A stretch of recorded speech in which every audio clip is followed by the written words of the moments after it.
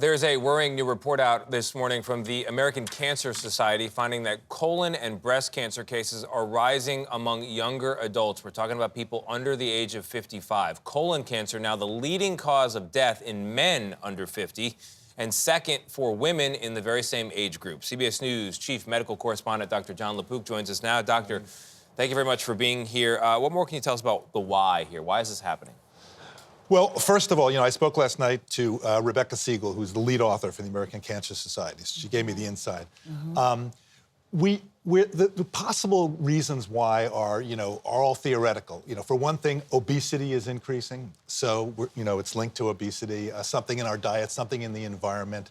An interesting theory is the microbiome. The trillions of bacteria, thousands of species in our gut, and there are certain types of species that seem to be linked to an increased risk for colon cancer. And we're changing our microbiome. We know that with antibiotics, with our diet, and things like that. Wow, okay. Well, the screening for colon cancer used to be 50, and now it's down to 45. Should it be even lower than that? That's a good question. I'm hearing more and more cases of men who are getting it under the age of 45. Yeah, and I'm a gastroenterologist, as you know. We've been seeing that. You are my doctor. For years. Yes. You said it, not me, right?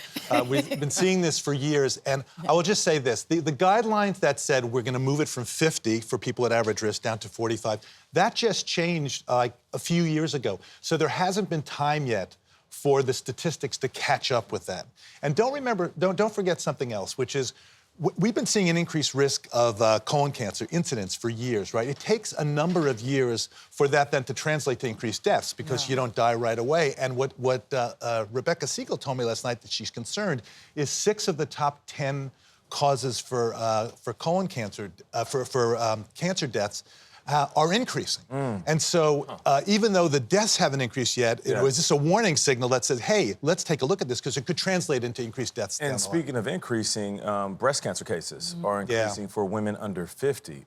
What's going on with the rise there? Yeah, well, again, Rebecca Siegel gave me a lot of insight into this. The rise is less steep than we're seeing, say, for colon cancer. Right. And it's mostly sort of early stage estrogen receptor positive cases that have a better prognosis. Okay. But still, why is that? And, we spoke for about 20 minutes about this one. Yeah. In younger people, we're seeing, the idea is that if you delay post-pregnancy and you have fewer children, that actually increases the risk of breast cancer. And then in postmenopausal women after menopause, obesity is a risk factor, but not before then. We haven't seen you since the death of Norman Lear, your father-in-law. How's your family doing? How are you guys doing? Oh, thank you. Doing, yeah. We're holding up. We're sad, it's very sad. And I'm wearing Norman's tie here. I like to bring him along with me whenever I can. Very nice. But it's very nice of you to ask. So we'll get through it. Look, he's 101. He had an amazing life. But still, and one of the things I've learned as a doctor is somebody could die at 125 and it's still shocking because it's so final.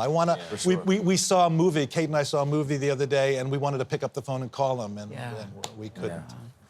Well, Dr. That's Jon quite a LaPook, legacy. We're thinking about you and the family, and thank you for joining us. Thank you.